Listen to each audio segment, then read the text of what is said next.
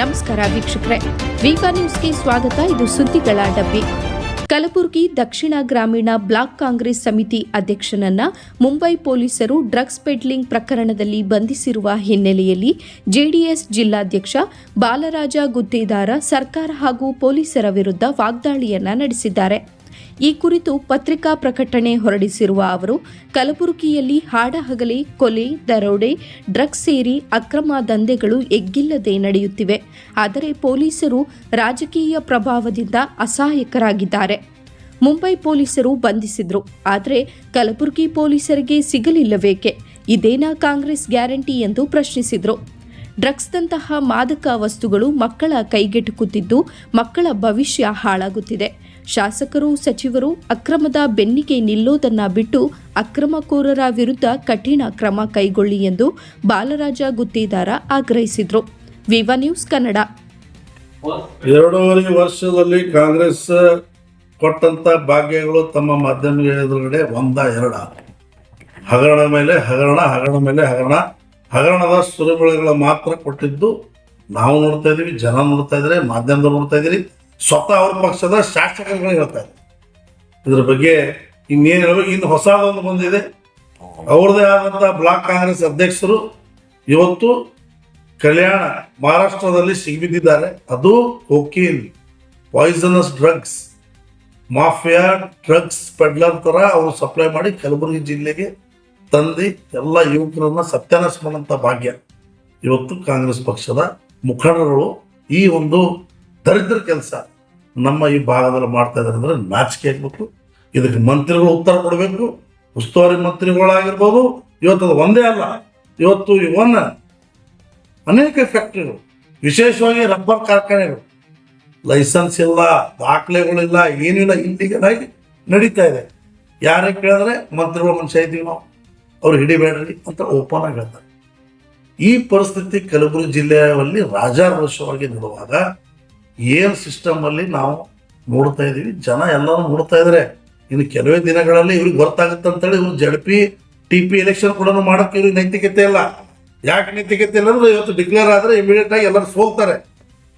ಯಾಕಂದ್ರೆ ಪೂರ ಭ್ರಷ್ಟಾಚಾರ ಮುಗಿಲಿಗೆ ಮುಟ್ಟಿದೆ. ಇವತ್ತು ಇದೊಂದು ದೊಡ್ಡ, ಇವತ್ತು ಎಲ್ಲ ಭ್ರಷ್ಟಾಚಾರಕ್ಕಿಂತ ಇವತ್ತು ನಮ್ಮ ಯುವಕರಿಗೆ ಕೆಡಿಸಿದಂಥ ಕೆಲಸ ಇವತ್ತು ಕಾಂಗ್ರೆಸ್ ಸರ್ಕಾರದ ಒಬ್ಬ ನಾಯಕ ಮಾಡಿದ್ದಾನೆ, ಸಿಗಿಬಿದ್ದಿದ್ದಾನೆ. ನಾಚಿಕೆ ಆಗಬೇಕು.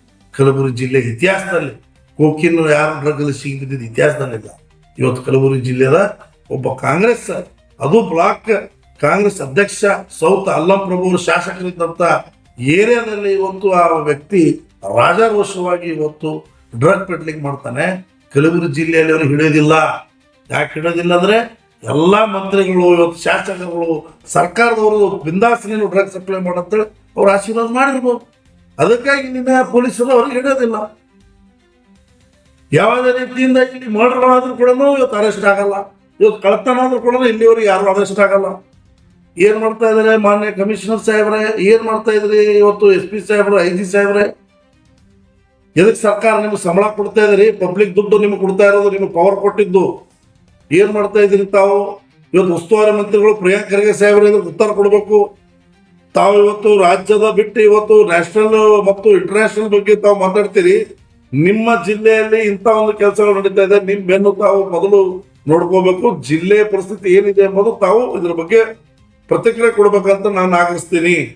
ದಯಮಾಡಿ ನೀವು ಇದ್ರ ಬಗ್ಗೆ ಹೇಳಿ. ಯಾಕೆ ಈ ತರ ನಿಮ್ಮ ಕಾಂಗ್ರೆಸ್ ಸರ್ಕಾರದ ಗ್ಯಾರಂಟಿಗಳ ಮುಖಾಂತರ ಇಂಥ ಒಂದು ಡ್ರಗ್ ಗ್ಯಾರಂಟಿ ಕೂಡ ಏನು ಮಾತು ಕೊಟ್ಟಿದ್ರ?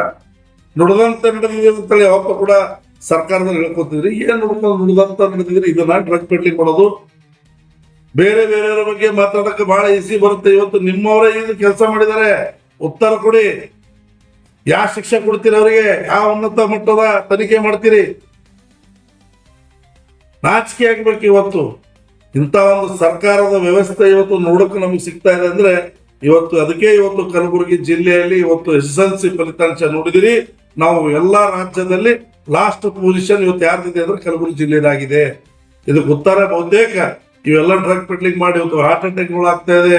ಇವತ್ತು ಅನೇಕ ಜನರು ಇವತ್ತು ಮೆಂಟಲ್ ಆಗ್ತಾ ಇದಾರೆ. ಇವತ್ತು ಅನೇಕ ಜನರು ಇವತ್ತು ಡ್ರಗ್ಸ್ ಇಂದ, ನಶೆದಿಂದ ಇವತ್ತು ಪ್ರಾಣ ಕಳ್ಕೊತಾ ಇದಾರೆ. ಇದಕ್ಕೆ ಯಾರು ಜವಾಬ್ದಾರಿ? ಯಾರು ಹೊಣೆಗಾರರು? ಸಂಪೂರ್ಣ ರಾಜ್ಯ ಅಲ್ಲ, ಇವತ್ತು ದೇಶದಲ್ಲಿ ಎಲ್ಲೇ ಕೂಡ ಇಂಥ ವ್ಯವಸ್ಥೆ ಇದರಿಂದ ಕಡಿವಾಣ ಹಾಕಲಿ ನಾವು ಮುಂದಾಗ್ತೀವಿ. ನಾವು ಅಷ್ಟೇ ಅಲ್ಲ, ಎಲ್ಲಾ ಪಾರ್ಟಿದವರು ಇವತ್ತು ಪಕ್ಷಾತೀತವಾಗಿ ಇದರ ವಿರುದ್ಧ ನಾವು ಹೋರಾಟ ಮಾಡಲೇಬೇಕು. ಇಲ್ಲವಾದರೆ ಇವತ್ತು ನಮ್ಮ ಯುವಕರ ಪರಿಸ್ಥಿತಿ ಯಾವ ಮಟ್ಟಿಗೆ ಹೋಗುತ್ತೆ ಎಂಬುದು ನಾವು ನೋಡೋಕ್ಕಾಗೋದಿಲ್ಲ. ಅದಕ್ಕೆ ನಾನು ಸರ್ಕಾರಕ್ಕೆ ಇವತ್ತು ನಿಮಗೆ ನಿಜವಾಗಲೂ ನೀವು ಮಾಡಿದಂಥ ಕೆಲಸಕ್ಕೆ ಸ್ವಲ್ಪ ಆದರೆ ಮಾನ ಮರ್ಯಾದೆ ಇದ್ರೆ ಕೂಡಲೇ ಇಂಥ ಕೆಲಸ ನಡೀತಾ ಇದೆ ಅಂದ್ರೆ ರಾಜೀನಾಮೆ ಕೊಟ್ಟೆ ನೀವು ಯಾವುದೇ ಕಾರಣಕ್ಕೆ ಮುಂದುವರಿಬಾರದು. ಇಲ್ಲಿ ನಾವು ಮಾಡಿದಂಥ ಕೆಲಸಗಳು ಇವತ್ತು ವಿಫಲ ಆಗಿದೆ ಅಂತ ಒಪ್ಕೋಬೇಕಾಗುತ್ತೆ. ಇವತ್ತು ಸ್ಯಾಂಡ್ ಮಾಫಿಯಾ ಇವತ್ತು ಯಾರು ಅರೆಸ್ಟ್ ಆಗಲ್ಲ, ಒಬ್ಬ ಸಣ್ಣ ಆಫೀಸರ್ ಕೂಡ ಸಸ್ಪೆಂಡ್ ಆಗಲ್ಲ. 165 ಕೋಟಿ ಹಗರಣ ಆಗಿದೆ ಅಂತೇಳಿ ಜಿಲ್ಲಾಧಿಕಾರಿಗಳನ್ನೇ ಸ್ಟೇಟ್ಮೆಂಟ್ ಕೊಡ್ತಾರೆ ತಂಡ ರಚನೆ ಮಾಡಿ. ಆದ್ರೆ ದುರ್ದೈವ ಯಾರ ಮೇಲೂ ಕೂಡ ಒಂದು ಕೇಸ್ ಆಗಲ್ಲ, ಒಂದು ಸಣ್ಣ ಅಧಿಕಾರಿಗೂ ಕೂಡ ಇವರು ಸಸ್ಪೆನ್ಷನ್ ಆಗಲ್ಲ. ಇದು ಆಡಳಿತ ಕಲಬುರಗಿ ಜಿಲ್ಲೆದು. ನಾನು ಕಲಬುರಗಿ ಜಿಲ್ಲೆ ಜನತಾದಳ ಅಧ್ಯಕ್ಷರಾಗಿ ಹೇಳ್ತಾ ಇದ್ದೀನಿ, ಆಗ್ರಹ ಮಾಡ್ತಾ ಇದ್ದೀನಿ. ಇನ್ನಾದ್ರೂ ನಿಮ್ಗೆ ಅಡಿಚಿ ವರ್ಷ ಇದೆ, ಇನ್ನೂ 2 ವರ್ಷ ಇದೆ, ಇನ್ನಾದ್ರೂ ಸುಧಾರಿಸ್ಕೊಳ್ಳಿ, ಒಳ್ಳೆ ಆಡಳಿತ ಕೊಡಿ, ಜನರ ಮನದಲ್ಲಿ ಇವತ್ತು ಒಳ್ಳೆ ಕೆಲಸನ ಮಾಡಿ. ಯಾಕಂದ್ರೆ ನಿಮಗೆ ಜನ ಆರಿಸ್ ತಂದಿದ್ದಾರೆ, ಇವತ್ತು ಗೆದ್ದಿಸ್ ಕಲಿಸಿದ್ದಾರೆ ವಿಧಾನಸಭೆಗೆ. ತಾವು ಪ್ರಮಾಣ ವಚನ ಸ್ವೀಕಾರ ಮಾಡುವಾಗ ಆಣೆ ತಿಂತೀರಿ, ದೇವರುಗಳ ಮೇಲೆ ಆಣೆ ತಿಂದಿಂದ ಹೇಳ್ತೀರಿ ನಾವು ಒಳ್ಳೆ ಆಡಳಿತ ಕೊಡ್ತೀವಿ ಅಂತ. ಇಂಥ ಒಂದು ಭ್ರಷ್ಟ ಆಡಳಿತ ಮಾಡಿದ್ರೆ ಇವತ್ತು ಜನರು ಎಲ್ಲಾನು ಗಮನಿಸ್ತಾ ಇದ್ದಾರೆ. ಮುಂದಿನ ದಿನಮಾನದಲ್ಲಿ ಖಂಡಿತವಾಗಿ 1 ಸೀಟು ಬರೋದಾಗಿ ತಮಗೆ ಆಶೀರ್ವಾದ ಮಾಡ್ತಾರೆ ಜನ. ಅದಕ್ಕೆ ಈ ಡ್ರಗ್ ಪೆಟ್ಟಿಂಗ್ ಬಗ್ಗೆ ನೀವು ಕೂಡಲೇ ಏನಾದರೂ ಕ್ರಮ ತಗೊಂಡಿಲ್ಲ ಅಂದ್ರೆ ಉಗ್ರವಾದ ಹೋರಾಟ ನಾವು ಜನತಾದಳ ಪಕ್ಷದ ವತಿಯಿಂದ ಖಂಡಿತವಾಗಿ ಎಲ್ಲ ಯುವಕರನ್ನ ಒಗ್ಗಟ್ಟಾಗಿ ಸೇರಿಸಿ ಇದರ ವಿರುದ್ಧ ಹೋರಾಟ ಮಾಡಬೇಕಾಗತ್ತೆ ಅಂತೇಳಿ ನಾನು ಎಚ್ಚರಿಕೆಯನ್ನ ಕೊಡಕ್ ಬಯಸ್ತಾ ಇದ್ದೇನೆ.